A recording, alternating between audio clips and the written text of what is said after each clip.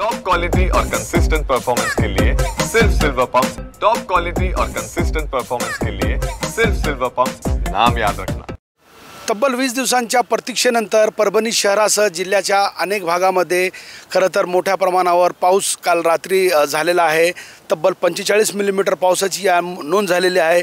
खरं तर 15 ते 20 दिवसापासून पावसानं उघडी घेतल्यानंतर अनेक शेतकऱ्यांवर दुबार पेरणीचा संकट ओढवल्याची स्थिती निर्माण झाली होती। मात्र काल झालेल्या पावसानं खरं तर शेतकऱ्यांना खरीप पिकांसाठी जीवन देणारा कालचा पाऊस झालेला आहे।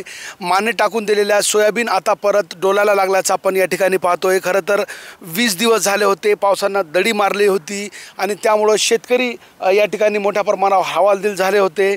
खरं तर परभणी जिल्ह्यामध्ये सोनपेठ आणि जिंतूर भागामध्ये अतिवृष्टी सदृश्य पाऊस झालेला आहे। मात्र जिल्ह्याच्या उर्वरित भागामध्ये ही चांगल्या प्रकारे पाऊस झालेला आहे। त्यामुळे खरीप पिके जे माने टाकली होती त्यात प्रामुख्याने सोयाबीन आणि कापूस जे होतं त्याने माने टाकली होती त्या पिकांनी। मात्र झालेल्या पावसानंतर आता खरं तर एकूणच पिके पुन्हा एकदा डोलू लागलेली आहे। त्यामुळे एकूणच दुबार पेरणीचं संकट तुर्तास तरी शेतकऱ्यांवरती जी स्थिती होती ती टळलेली आहे। मात्र पावसानं खरं तर गेल्या 20 दिवसापासून खंड दिल्यामुळं खरीप पिकांची वाढ या ठिकाणी खुंटलेली आहे। मात्र पिके जगवलेली आहे त्यामुळे शेतकऱ्यातून समाधान व्यक्त केला जातोय आणि तुर्तास तरी दुबार पेरणीचं संकट परभणीच्या शेतकऱ्यांवरती टळल्याची स्थिती आहे।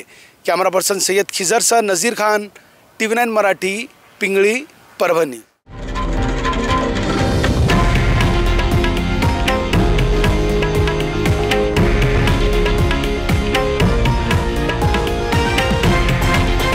हे आहे देशातील नंबर 1 न्यूज नेटवर्क आणि आपण पाहत आहात TV9 मराठी, एकमेव।